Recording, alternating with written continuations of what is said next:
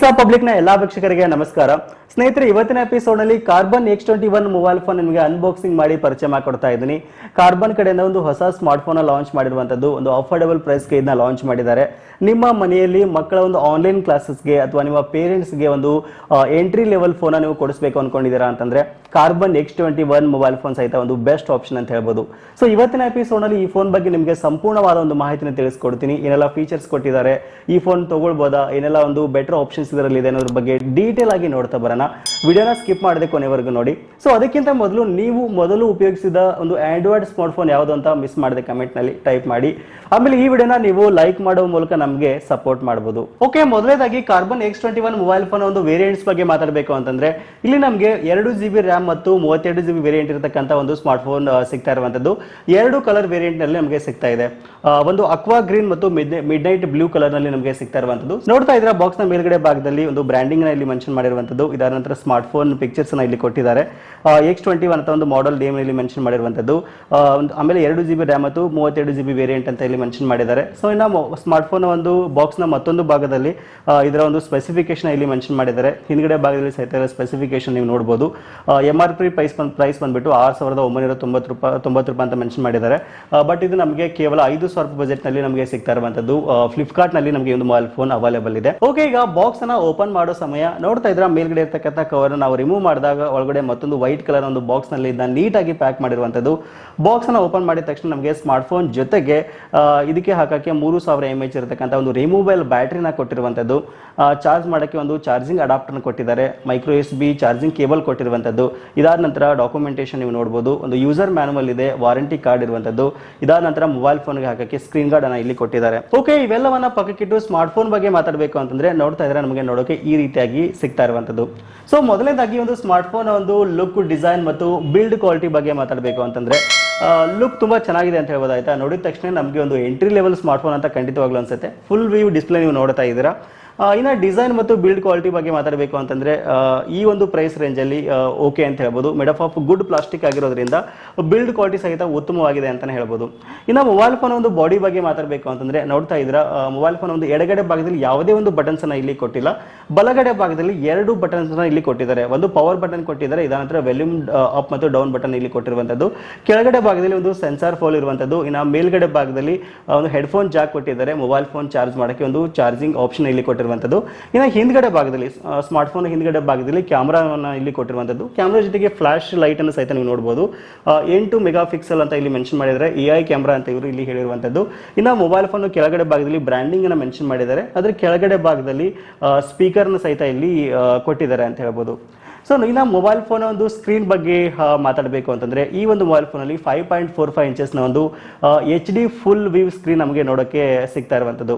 So ಇದರ resolution ಬಗ್ಗೆ ಮಾತಾಡಬೇಕು ಅಂತಂದ್ರೆ 1440x720 ರೆಸಲ್ಯೂಷನ್ ನೋಡಬಹುದು. ಸೊ ಇದೊಂದು HD ಸ್ಕ್ರೀನ್ ಆಗಿರೋದ್ರಿಂದ ಆನ್ಲೈನ್ ಕ್ಲಾಸಸ್ ಗಳಿಗೆ ಏನು ಪ್ರಾಬ್ಲಮ್ ಇಲ್ಲ ಅಂತ ಹೇಳ್ಬೋದು. ಫುಲ್ HD ನಮ್ಗೆ ಈ ಪ್ರೈಸ್ ರೇಂಜ್ ಎಕ್ಸ್ಪೆಕ್ಟೇಷನ್ ಮಾಡೋಕ್ಕಾಗಲ್ಲ. ಆಯ್ತಾ, ಆನ್ಲೈನ್ ಕ್ಲಾಸಸ್ ಅಟೆಂಡ್ ಮಾಡ್ತೀವಿ ಅಂತಂದ್ರೆ ಇಟ್ಸ್ ಓಕೆ ಅಂತ ಹೇಳ್ಬೋದು. ಎಂಟ್ರಿ ಲೆವೆಲ್ ಸ್ಮಾರ್ಟ್ ಫೋನ್ ಆಗಿರೋದ್ರಿಂದ ಈ ಹೆವಿ ಎಕ್ಸ್ಪೆಕ್ಟೇಷನ್ ನಾವು ಇದರಲ್ಲಿ ಮಾಡೋಕ್ಕಾಗಲ್ಲ. ಆಯ್ತಾ, ಸೊ ಹಾಗಾಗಿ 720 ರೆಸಲ್ಯೂಷನ್ ಇರತಕ್ಕಂಥ ಸ್ಕ್ರೀನ್ ಇದಾಗಿರುವಂತದ್ದು. ಓಕೆನಾ, ನೆಕ್ಸ್ಟ್ ಈ ಫೋನ್ ಕ್ಯಾಮರಾ ಬಗ್ಗೆ ಮಾತಾಡೋದಾದ್ರೆ ಇದರಲ್ಲಿ ಹಿಂದ್ಗಡೆ ಭಾಗದಲ್ಲಿ 8 ಮೆಗಾಪಿಕ್ಸೆಲ್ ಒಂದು AI ಕ್ಯಾಮರಾ ಕೊಟ್ಟಿರುವಂತದ್ದು. ಜೊತೆಗೆ ಫ್ಲಾಶ್ ಇರೋದನ್ನ ಸಹಿತ ನೀವು ಇಲ್ಲಿ ನೋಡ್ತಾ ಇದ್ರ. ಮುಂದ್ಗಡೆ ಭಾಗದಲ್ಲಿ 5 MP ಒಂದು ಕ್ಯಾಮರಾವನ್ನ ಇದರಲ್ಲಿ ಕೊಟ್ಟಿದ್ದಾರೆ. ಒಂದಿಷ್ಟು ಸ್ಯಾಂಪಲ್ ಪಿಕ್ಚರ್ಸ್ ಸಹಿತ ನನಗೆ ತೋರಿಸ್ತಾ ಇದ್ದೀನಿ. ನೋಡ್ತಾರೆ ಬೇರೆ ಬೇರೆ ಮಾಡೆಲ್ ಒಂದಿಷ್ಟು ಪಿಕ್ಚರ್ಸ್ ಸಹಿತ ನಾನು ತೆಗೆದಿದ್ದೀನಿ ನಿಮ್ಗೆ ತೋರ್ಸೋಕ್ಕೋಸ್ಕರ. ಈವನ್ ಒಂದು ಫ್ರಂಟ್ ಕ್ಯಾಮ್ರಾದಲ್ಲಿ ಸಹಿತ ಒಂದಿಷ್ಟು ಕ್ಲಿಕ್ಸ್ ನಾನು ಮಾಡಿದ್ದೀನಿ. ನೋಡ್ತಾ ಇದ್ರೆ ಇಷ್ಟು ಕ್ಲಾರಿಟಿ ಬರುತ್ತೆ ಇದರಲ್ಲಿ ಫೋಟೋದ ಕ್ಯಾಮ್ರಾದಲ್ಲಿ ಅಂತ ಹೇಳ್ಬೋದು. ಬಟ್ ಕ್ಯಾಮ್ರಾದಲ್ಲಿ ತುಂಬಾ ಆಪ್ಷನ್ಸ್ ನಮಗೆ ಕೊಟ್ಟಿದ್ದಾರೆ ಇದರಲ್ಲಿ.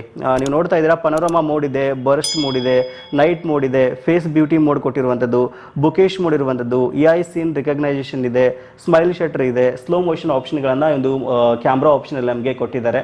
ಸೊ ಈ ಪ್ರೈಸ್ ರೇಂಜ್ ಅಲ್ಲಿ ಒಂದು ಎಂಟ್ರಿ ಲೆವೆಲ್ ಸ್ಮಾರ್ಟ್ ಫೋನ್ ಆಗಿರೋದ್ರಿಂದ ಸೊ ಇಷ್ಟು ಕ್ಲಾರಿಟಿ ನಾವು ಇದರಲ್ಲಿ ಎಕ್ಸ್ಪೆಕ್ಟ್ ಮಾಡಬಹುದು.